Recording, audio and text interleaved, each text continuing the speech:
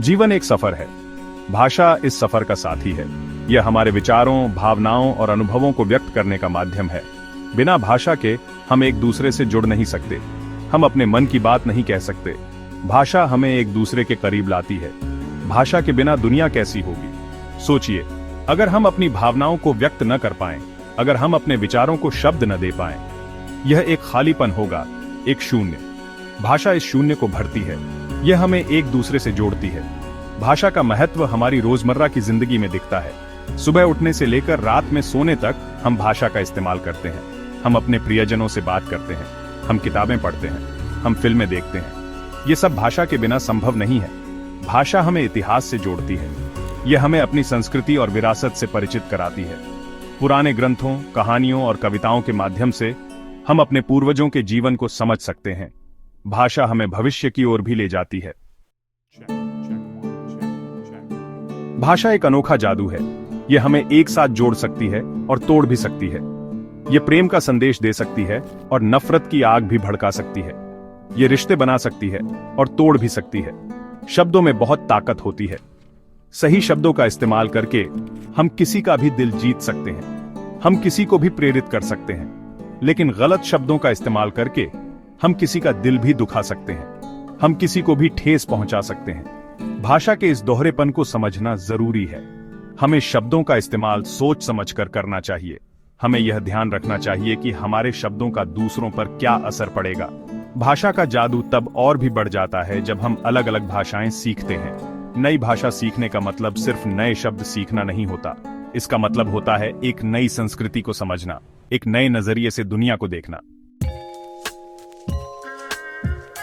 कभी कभी हम शब्दों में खो जाते हैं। हम अपनी भावनाओं को व्यक्त करने के लिए सही शब्द नहीं ढूंढ पाते। हम अटक जाते हैं और चुप हो जाते हैं।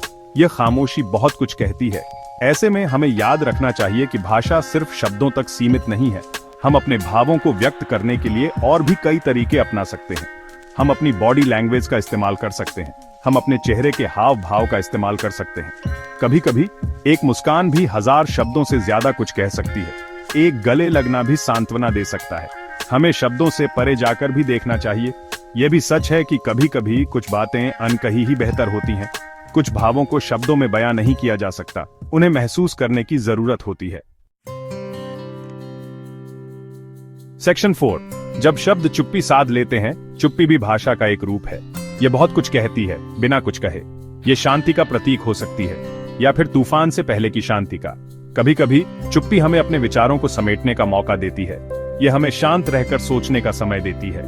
यह हमें खुद को समझने में मदद करती है। चुप्पी हमें दूसरों को समझने में भी मदद करती है। जब हम चुप रहकर किसी की बात सुनते हैं तो हम उसे बेहतर ढंग से समझ पाते हैं। हम उसकी भावनाओं को महसूस कर पाते हैं। इसलिए चुप्पी से न डरें, इसे गले लगाएं। यह आपको बहुत कुछ सिखा सकती है। सेक्शन 5।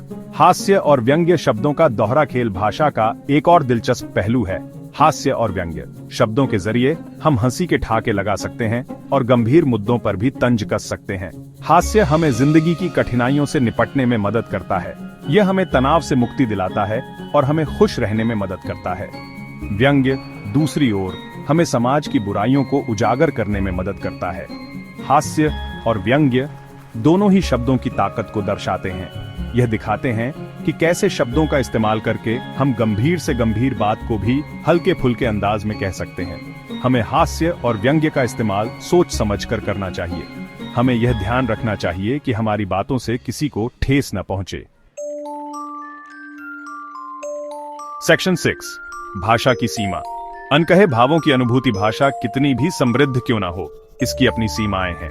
कुछ भाव ऐसे होते हैं जिन्हें शब्दों में बयां नहीं किया जा सकता। उन्हें महसूस करने की जरूरत होती है। प्रेम, करुणा, दुख, पीड़ा, ये कुछ ऐसे भाव हैं जिन्हें हम पूरी तरह से शब्दों में बयां नहीं कर सकते। हम इन भावों को व्यक्त करने की कोशिश तो कर सकते हैं, लेकिन शब्द हमेशा कम पड़ जाते हैं। ऐसे में हमें चुप्पी का सहारा लेना चाहिए। हमें अपनी आंखों से बात करने देनी चाहिए। हमें अपने दिल की सुननी चाहिए।